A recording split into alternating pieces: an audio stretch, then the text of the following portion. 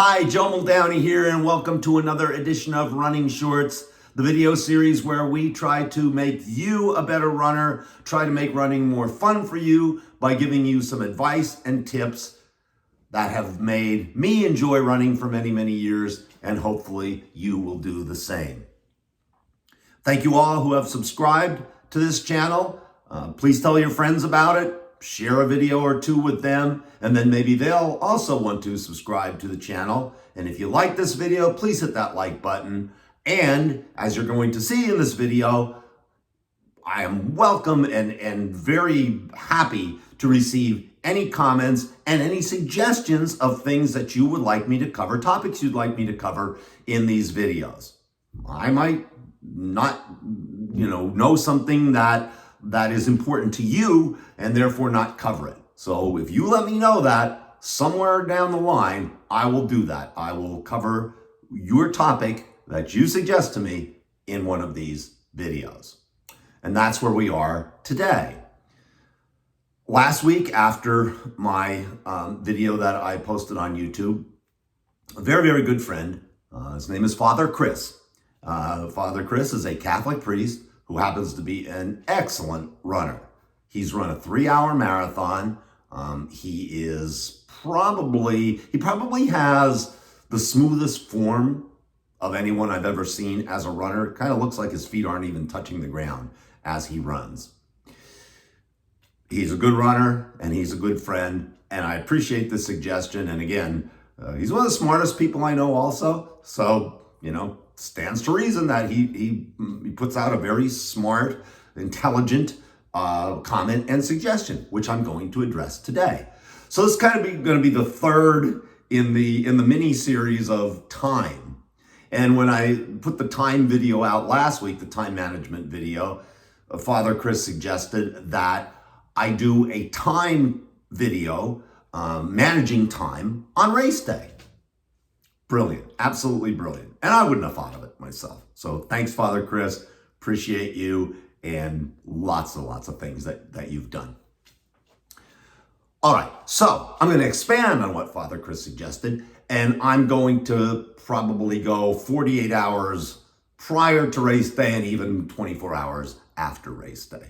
But before I do that, I kind of break up running races into shorter races, which I classify, and this is just my classification, I classify as 10 miles or below, generally 5K, 8K, 10K, and 10 mile. And then the half marathon distance and the marathon distance, because they really are kind of two, they're different animals, different species, I guess you'd say, among themselves. So we'll do it that way for categorization purposes, I guess, although some will overlap. All right, so let's say you've got a 5K coming up on Saturday, and you're, getting close to it. And so what do you do those, 48 hours prior and, of course, race day itself? First off, the race is on Saturday. Try to get a good night's sleep on Thursday night. Think about it. I don't care who we are, what our pace is, what our age happens to be. We all get a little anxious and a little nervous and a little excited about race day. So chances are the night before, you're not going to get a real good night's sleep. And also chances are in many places in the country, at most times of the year, it's just smarter to start races earlier in the day. If you're shutting down a big city or if the heat factor, those kinds of things. So you're going to probably have to get up early on the day of the race. So get your rest 2 nights before. If you get a good night's sleep on Friday night, if the race is Saturday, hey, that's a bonus. That's great. But count on getting that sleep 2 nights before. All right, now we're at the day before the race. Personal preference here. For me, I always like to go out and run a little something the day before a race. That's entirely up to you. What I would suggest there to you is do a timed thing, not a distance thing. 5 minutes, 10 minutes, 15 minutes, whatever's comfortable for you. On the other side of that, I have known many, many good runners who just say, I'm totally resting the day before. I'm not going to run at all. And they run fantastic races. That's entirely up to you. My suggestion would be, if you're running a few races this year and this season, try both. Try going out once or try racing once without running the day before. Try racing once with running, jogging the day before. Very, very slowly. I guess we'll go back in the time bank here. Physiologically, whatever race you are running, from about 10 days out, really 10 to 14 days, you are not affecting the race in a positive way from that time on. A phrase I always use, the money's in the bank. So, if you've got a race on Saturday and you think you're going to hammer a workout on Monday and that's going to make you a better runner for Saturday, it's not. It could make you a worse runner if you're sore, if you've tweaked something that's going to injure you. So again, the tapering period is important. All right, again, night before, shorter races, diet's not important. I would just say eat and drink what you normally eat and drink. And don't mess around too much. You don't want to do anything different. Night before, get everything ready and be ready for every eventuality. If there's a chance of rain, make sure you got your rain gear there. If it's going to be cold, the layering thing. Again, as I told you in a previous video, don't overdress. Hot day, make sure you're hydrated. So you have everything ready. A lot of people flatten out their outfits on the bed the night before and take a picture of it, and that's fine. And get that all ready. Have everything ready to go the night before, because again, things can be a little chaotic the day of the race. And although it never personally happened to me, maybe because it happened to others, I was more cautious. I have known fellow runners who have forgotten their shoes the day of the race. So how about that for a disaster? So don't do that. All right, now we come up to race day. I just really think you should be there an hour before the race. 1 hour.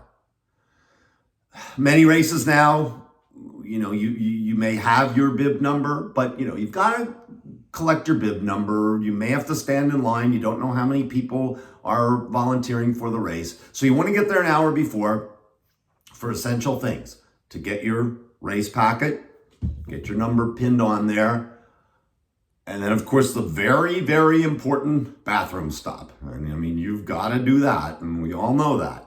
And sometimes, those porta potties are, or you may be at a place where they have like one bathroom. And so you want to make sure that is taken care of. I strongly suggest that you do something 1/2 hour before the race.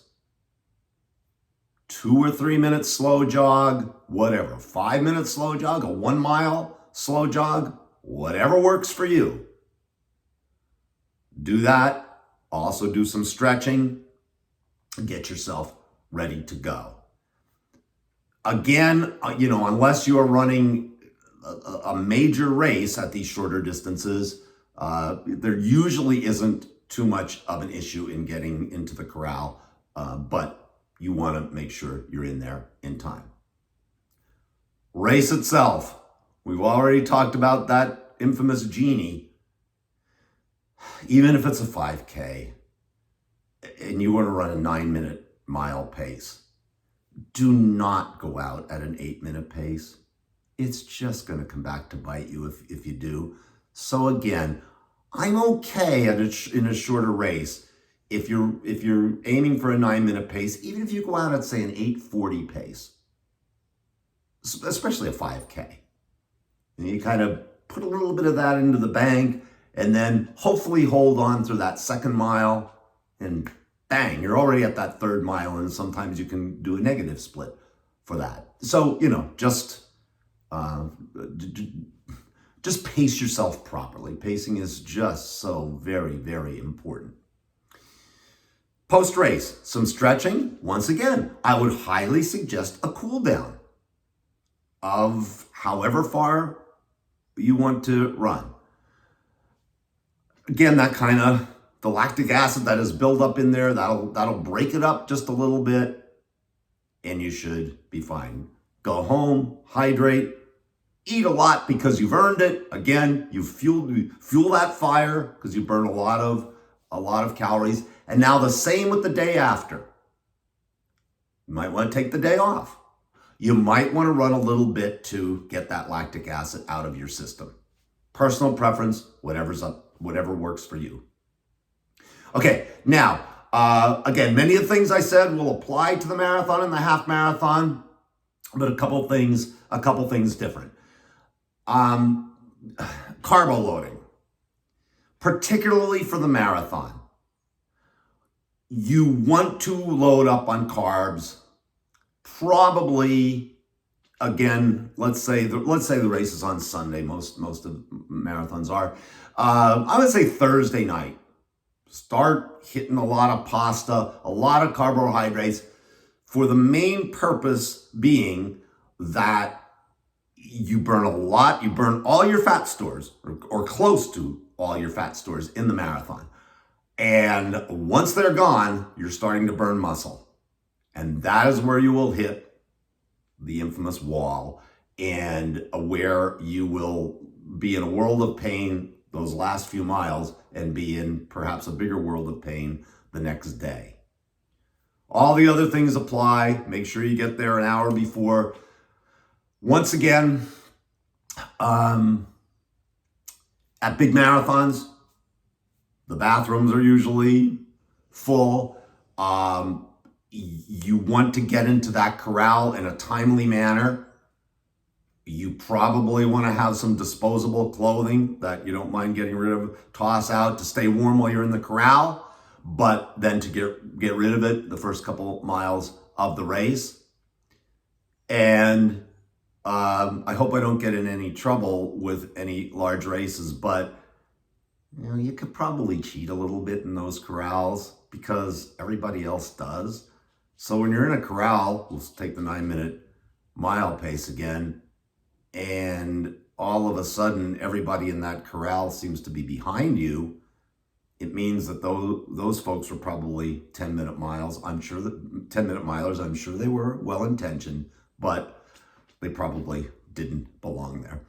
So again, make sure you have the bathroom stops, make sure you have whatever you need, your gel packs. Again, all those things should be done the day before. And once again, for a marathon, maybe you do want to take that day off. Maybe you only want to run 2 minutes the day before. That's up to you. The aftermath. Hydration, hydration, hydration afterwards. You've just got to hydrate. For some reason, for me, nothing settled my stomach better than a beer. I don't know. It's the yeast. I don't know. I don't know what the physiological reason is. I just know that it worked for me. I'm not advocating that to anybody. I'm just saying sweet types of things, Gatorade, things like that. Oh, awful. So that worked for me. Find what works for you after the race. Many major races have massages available. Get one. Get a massage. And another thing about major races, you usually can't park real close to where the race begins or ends. It's kind of a good thing. I mean, I've been wandering around Boston with that space blanket on, looking like the Walking Dead. But I'll tell you, a little bit of a walk after the race, once again, does break up that lactic acid. And then for the day after, again, if you did not get a massage at the race, schedule a massage. If it's a marathon, I suggest yes, take the day off afterwards. It's going to be enough of a struggle trying to get up and down steps. So take the day off and enjoy your accomplishment of having finished a marathon. So I'm sure I missed some things, but these to me are the essential points, the key points that you need to keep in mind when managing your time on race day. Once again, I believe if you do this, you will have a better race. If you do the things that I lined up here, you'll probably have a better race, a faster race. You will enjoy the race more. And what I think is very important is, you've got to prepare yourself for the next race. You probably have a list of races that you want to run this year. So you don't want to injure yourself. You want to do the proper recovery so that you're good for the next race. So I really enjoy covering this topic, and we've had 3 weeks in a row where we're talking about time. So we'll probably move on to another topic next week. But join me next week. Share this with your friends. Make suggestions to me through the comments if you would like. And this is Joe. Happy Easter to all who celebrate, and I will see you next week.